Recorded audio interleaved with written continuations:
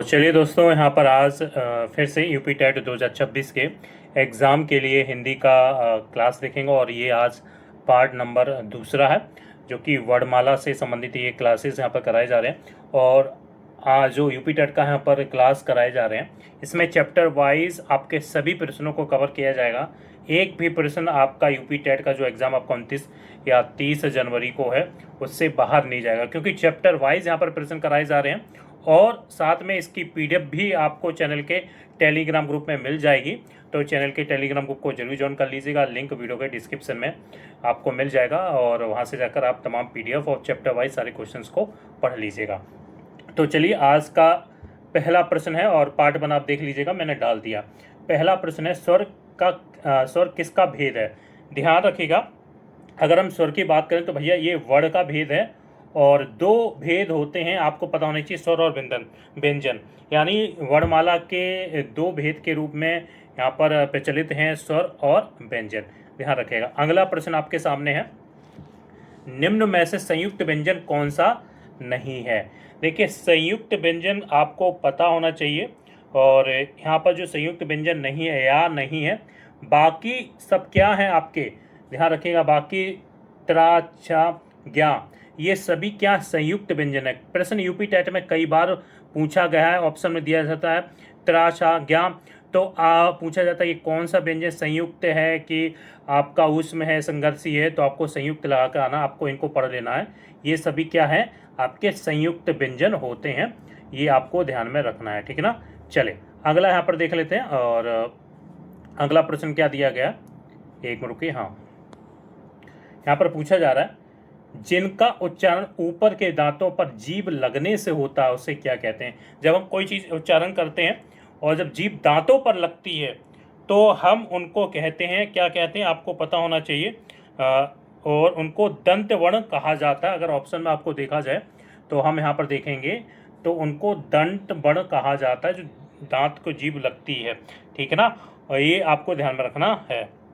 और दंत वर्ण यानी आप सभी को मैंने पिछले वीडियो में आपको बता ही दिया था इनके बारे में, मूर्धन्य, कंठ, ये इनके वर्ग के वर्ण क्या क्या होते हैं, कमेंट बॉक्स में जरूर बताइएगा। चलिए अगला प्रश्न यहाँ पर देख लेते हैं। अगला प्रश्न क्या पूछा जा रहा है, आपके सामने स्क्रीन पर है। अगला यहाँ पर पूछा जा रहा है, निम्नलिखित में से ऊष्म व्यंजन कौन से हैं। देखिए, यूपी टेट में ये आया हुआ है, 2018 में इस प्रश्न को रखा भी गया।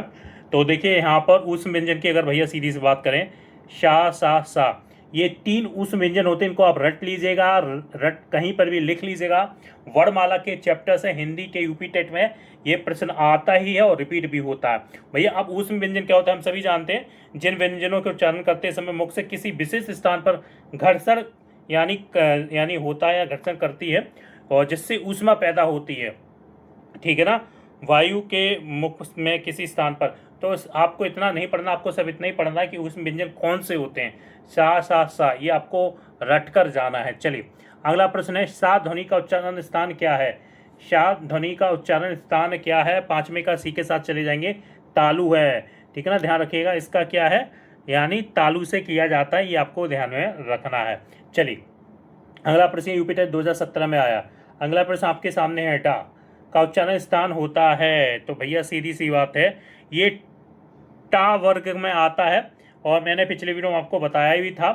और इसका जो राइट आंसर अगर बात करें तो एक के साथ चले जाएंगे, नासिक, ठीक है ना। 6 का आंसर हो जाएगा आपका, माफ़ कीजिएगा, ये इसका आंसर आपका हो जाएगा, टा वर्ग में आता है। और ये मूर्धन्य उच्चारण मूर्धन्य है, आपको ध्यान में रखना है, ठीक है ना। मूर्धन्य इसका राइट आंसर आपका हो जाएगा, ठीक है। सी के साथ चले जाएंगे। चलिए अगला प्रश्न देखते हैं यहाँ पर। तो इसका जो प्रश्न संख्या 6 का राइट आंसर होगा मूर्धन्य, इसका उच्चारण है। और आपको इस प्रश्न में थोड़ा सा ध्यान में रखना, कंठस्थ से पूछ लिया जाता है, तालव्य पूछ लिया जाता है, मूर्धन्य पूछ लिया जाता है, दंत ओष्ठ, ये आपको पढ़कर जाना। कंठ, का, खा, गा, घा, अड़ा, ये कंठस्थ से हो जाते हैं। तालव्य चा, छा, जा, झा, वहाँ, ये आपके तालव्य हो जाते हैं। और मूर्धन्य की अगर हम बात करें तो भैया टा, ठा, डा, डा, अड़ा, यहाँ ये हो जाते हैं। दंत की बात करें तो टा, था, दा, दा, धा, ना हो जाते हैं। और अगर हम ओष्ठ की बात करें तो दोस्तों आपके हो जाते हैं पा फा भा मा मा। ये पढ़कर जाने हैं, कहीं पर भी आप नोट कर लीजिए, इनसे प्रश्न बनेगा। यानी व्यंजनों का वर्गीकरण जिस तरीके से किया जाता है, ठीक है ना, मैंने आपको बता दी है, आप देख लीजिएगा, इनको नोट कर लीजिएगा। और मैं यहाँ पर स्क्रीन पर भी इसकी कटिंग लगा दूंगा साइड से, तो आप इनको देख लीजिएगा। चलिए अगला प्रश्न यहाँ पर है अर्धस्वर। अर्धस्वर के बारे में यहाँ पर पूछा जा रहा है, तो इसका राइट आंसर आपका हो जाएगा ऑप्शन में ए के साथ चले जाएंगे, या वाह। देखिए जो आपके अर्धस्वर के अंतर्गत आते हैं, आपका पहला तो क्या हो गया, रा हो गया, ठीक है ना, बा हो गया और ला हो गया, ठीक है ना, या रा ला बा, ये अर्ध स्वर के अंतर्गत आते हैं, आपको ध्यान में रखना। टा वर्ग किस प्रकार के व्यंजन है, तो भैया अभी मैंने आपको बता ही दिया था।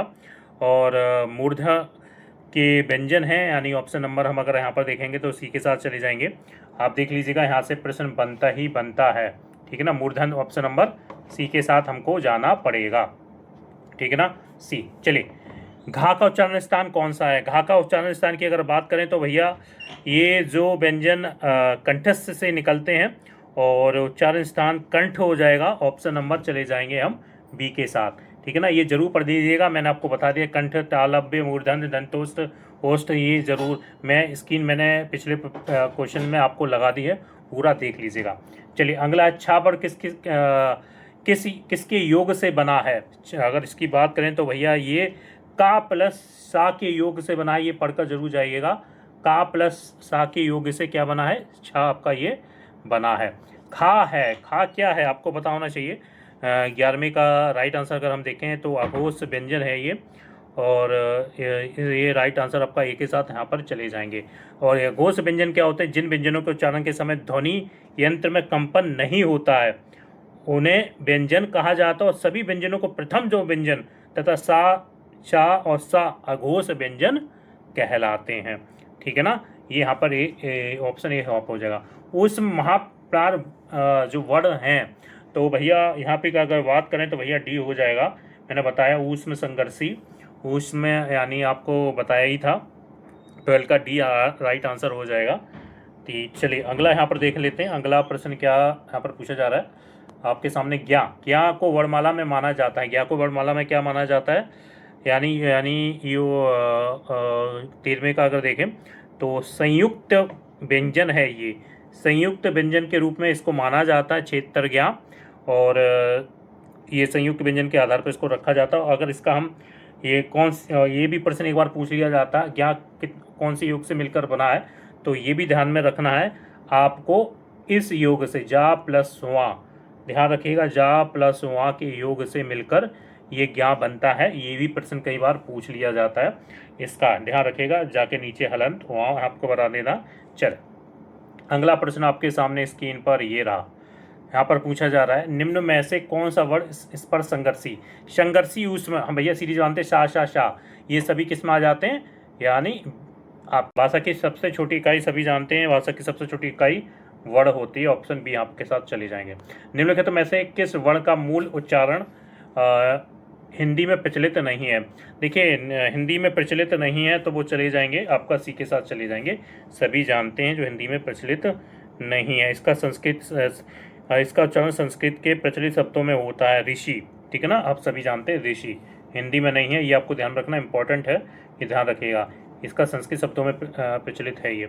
जिनमें में से महाप्राण वर्ण हैं, तो महाप्राण वर्ण की अगर बात करें तो भैया हम 18वें का चले जाएंगे सी के साथ, 18वां का चले जाएंगे सी, क्योंकि था क्या एक महाप्राण वर्ण है, ठीक है ना। अब महाप्राण वर्ण क्या होते हैं, जिनमें वर्णों के उच्चारण में हवा या श्वास बल का प्रयोग अधिक किया जाता है, तो उनको भैया हम बोल देते हैं महाप्राण वर्ण के उसी कैटेगरी में यहाँ पर रख देते हैं। तालव्य व्यंजन मैंने आपको बता ही दिया था, तालव्य व्यंजन मैंने आपको बताया ही था, ठीक है ना। बी के साथ चले जाएंगे, चा वर्ग के व्यंजन तालव्य व्यंजन के रूप में यहाँ पर आते हैं, चा छा जा झा, ये किस में आते हैं, तालव्य में आते हैं, जैसा कि मैंने आपको बताया ही था पिछले वीडियो में, अरे पिछले प्रश्न में आपको बताया ही था, ठीक है ना। चलिए अगला यहाँ पर देख लेते हैं, कौन सा वर्ण ओष्ठ नहीं है।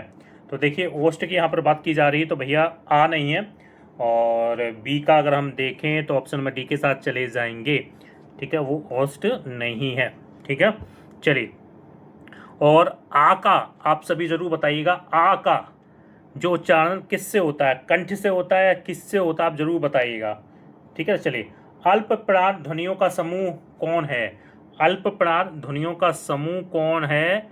तो भैया हम चले जाएंगे चा वर्ग के, ठीक है ना, चा जा झा वा, ठीक है ना, ये हो जाएंगे आपका ऑप्शन नंबर बी के साथ चले जाएंगे। एक मिनट रुकिए, हाँ, ऑप्शन नंबर किसके साथ चले जाएंगे? बी के साथ हम चले जाएंगे, ठीक है ना। चलिए, अगला प्रश्न आपके सामने पूछा जा रहा है, हिंदी वर्णमाला में व्यंजनों की संख्या कितनी है? व्यंजनों की संख्या की अगर बात की जाए तो सभी जानते हैं व्यंजनों की संख्या 33 है, और वर्णमाला कितने होते हैं? 52 होते हैं, स्वर 13 होते हैं, आपको ये भी पता होना चाहिए, ठीक है ना। एक उच्चारण स्थान क्या है? एक उच्चारण स्थान की अगर हम बात करें तो भैया डी के साथ चले जाएंगे, कंठल, ठीक है ना, कंठ तालव्य। अगला प्रश्न यहाँ पर निम्नलिखित में से कौन वर्ण कंठस्थ नहीं है? कौन वर्ण अंतस्थ नहीं है? 24 का चलेंगे, बी के साथ जाना पड़ सकता है, क्योंकि हाँ एक क्या है, उसमें व्यंजन है, बाकी या ला वा ये सभी क्या हैं आपके, ये अंतस्थ व्यंजन है, ठीक है ना। तो हाँ यहाँ पर हो जाएगा जो नहीं है, बाकी ये क्या है आपके उसमें व्यंजन है। चलिए, अगला प्रश्न यहाँ पर देख लेते हैं, प्रत्यन के आधार पर ला किस प्रकार की ध्वनि है? यानी प्रत्यन के आधार पर ला की अगर हम बात करें तो भैया हम चले जाएंगे ए के साथ, एक पार्श्व व्यंजन है ये, ठीक है ना, पार्श्व व्यंजन है, यहाँ पर चले जाएंगे ऑप्शन नंबर ए के साथ। अघोष वर्ण कौन सा है? अघोष वर्ण की अगर हम बात करें तो आपका हो जाएगा साहा, हो जाएगा। साहा क्या है? एक अघोष वर्ण है, ठीक है ना। साहा क्या है? एक अघोष व्यंजन है, ठीक है ना, माफ कीजिएगा व्यंजन है, ठीक है। चले, अगला हिंदी तालव्य की ध्वनियाँ हैं। हिंदी तालव्य की ध्वनियाँ की अगर हम बात करें तो सीधी सी बात है, हिंदी तालव्य की ध्वनियाँ option A B C D क्या होगा, कमेंट बॉक्स में जरूर बताइएगा। तो चा वर्ग के सभी उच्चारण के आधार पर तालव्य ध्वनि वाले हैं, ठीक है ना, तालव्य ध्वनि वाले हैं, यानी ऑप्शन नंबर ए चले जाएंगे, चा छा छा झा वहाँ, ठीक है ना। कौन सी ध्वनि अल्प प्राण है? अल्प प्राण में जिसमें कम समय लगता हो, ठीक है ना, यानी ता क्या अल्प प्राण ध्वनि है, ठीक है ना। और अगर हम बात करें का और धा और था की, ये क्या है? महाप्राण ध्वनि है, ठीक है ना। चलिए, अगला यहाँ पर हिंदी की स्पर्श घोष और महाप्राण दंत व्यंजन ध्वनियाँ हैं, तो ये यहाँ पर अगर प्रश्न देखा जाए तो सी के साथ चले जाएंगे, आपका राइट आंसर, एक मिनट रुकिएगा, ठीक है ना। तो ये सी हो जाएगा, ये क्या है, था क्या है, स्पर्श घोष और महाप्राण दंत व्यंजन ध्वनियाँ हैं। चलिए, अगला है हिंदी की स्पर्श घोष महाप्राण ओष्ठ व्यंजन ध्वनि, ये तो हो चुका है 29 का भी, महाप्राण दंत व्यंजन, ठीक है ना। एक और प्रश्न आया है यहाँ पर, देखिए, हिंदी की स्पर्श घोष महाप्राण औष्ठ व्यंजन ध्वनि है, तो ये यहाँ पर 30 का देखा जाए तो ये आपका चला जाएगा, ए के साथ चले जाएंगे, ठीक है ना। भा का स्पर्श घोष औष्ठ और महाप्राण ध्वनि है, ठीक है ना, ये ऑप्शन में ए के साथ चले जाएंगे। ये प्रश्न आया भी हुआ है आपके पीजीटी एग्जाम के 2009 में। इनको प्रश्न और इस प्रश्न को थोड़ा सा आप देख लीजिएगा, थोड़ा सा यहाँ पर अंतर है, वो आपको कहीं ना कहीं कंफ्यूज करेगा। चलिए, हिंदी वर्णमाला, हिंदी वर्णमाला में आ अंगा क्या भैया? ये कई बार प्रश्न आया है, आईएमपी लगा लीजिएगा, कई बार प्रश्न आया, ये सभी क्या है?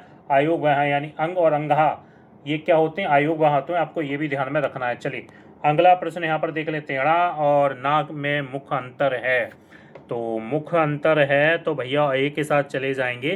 णा और ना में मुख्य अंतर यह है कि जिन तत्सम शब्दों में णा होता है उनके तद्भव रूप में णा के स्थान पर ना प्रयोग तो होता है, ठीक है ना। तो ये यहाँ पर ऑप्शन नंबर ए के साथ चले जाएंगे, ठीक है ना। चलिए, अगला प्रश्न यहाँ पर देख लेते हैं। तो दोस्तों, आज की वीडियो में ये आप सभी के लिए इतने ही प्रश्न हैं जो आप सभी के लिए महत्वपूर्ण थे, वही कराए हैं। बाकी मैंने यहाँ पर प्रश्नों को स्किप किया है जो यूपी टेट में कई बार रिपीट हुए और वो जो सबसे ज़्यादा आपके एग्जाम में आपको देखने को मिलते हैं। तो आप सभी चैनल को सब्सक्राइब कर लीजिएगा, चैनल के टेलीग्राम ग्रुप में जरूर ज्वाइन कर लीजिएगा, अगले वीडियो का इंतजार कीजिएगा। इसी प्रकार के आपको नए नए प्रश्न चैप्टर वाइज मिलते रहेंगे, जिससे आपकी तैयारी यूपी टेट 2026 की शानदार हो सकेगी। तो जय हिंद, जय भारत।